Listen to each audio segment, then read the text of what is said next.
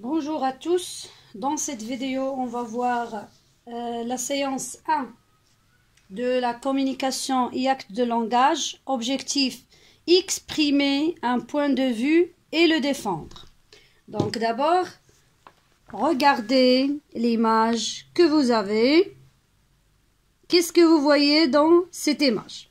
Très bien, donc on voit un garçon. Qu'est-ce qu'il fait? Oui, donc qu'est-ce qu'il fait? Il réfléchit ou bien il pense à quoi? Il pense à quoi? Très bien. Il pense à un smartphone ou bien à une tablette. Une tablette.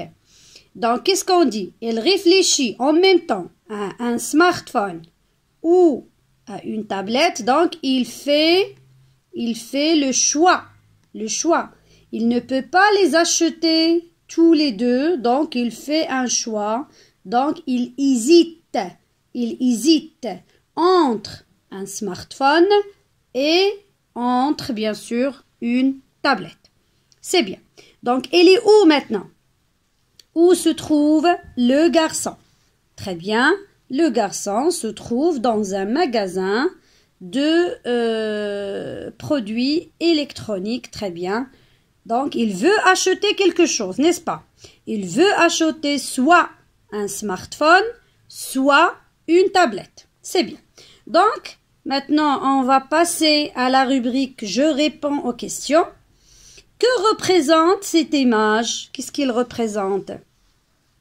C'est la même chose qu'on a dit auparavant. Donc, il représente un garçon en train de réfléchir ou bien en train de penser, en train de choisir, comme vous voulez, hein, vous pouvez écrire ce que vous voulez. Donc, l'image représente, toujours on répond à partir de la question. L'image, le verbe représente un garçon dans un magasin de produits électroniques en train de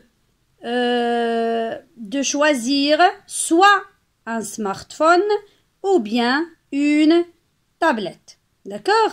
C'est bien. Maintenant, la question 2. À quoi ce garçon pense-t-il?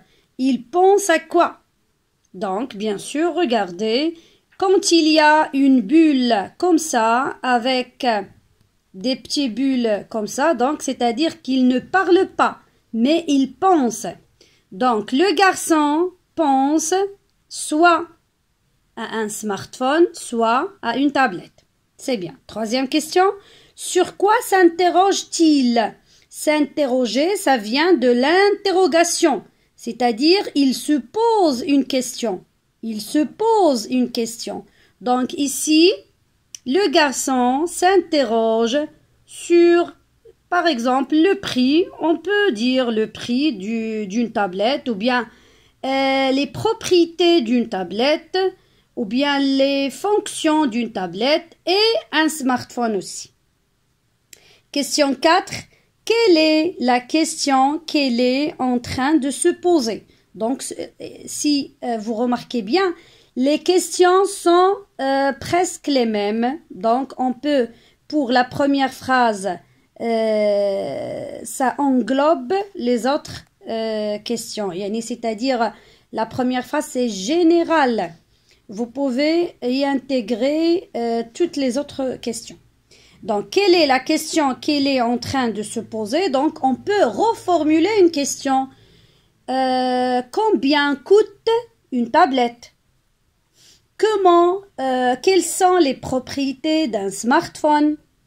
Par exemple, est-ce que la tablette est plus performante que le smartphone? C'est-à-dire, est-ce que je dois acheter une tablette ou bien je dois acheter un smartphone?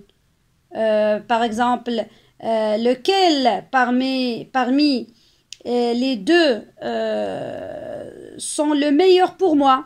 D'accord? Cinquième question et la dernière, quelle réponse pourrait-on lui donner? Donc d'abord, c'est qui la personne qui va lui donner les réponses? Bien sûr, c'est l'agent commercial, rappelez-vous du dialogue du vendeur et du client. D'accord? Donc, c'est le vendeur qui va lui répondre. Donc, qu'est-ce qu'il va dire? Oui, c'est mieux d'acheter un smartphone, c'est plus utile. D'accord? Il peut le prendre partout. Ou bien, on peut dire aussi, la tablette, c'est meilleur pour la vision, c'est plus grande que le smartphone.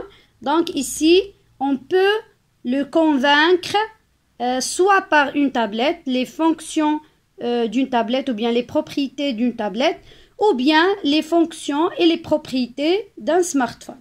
C'est bien, c'est très facile et c'est très... on ne prend pas beaucoup de temps, regardez, c'est plus de 5 minutes. Mais vous pouvez faire la répétition entre les élèves, d'accord? La répétition de pas mal de phrases. On peut aussi corriger les questions, ainsi de suite. Donc, bonne chance pour tout le monde.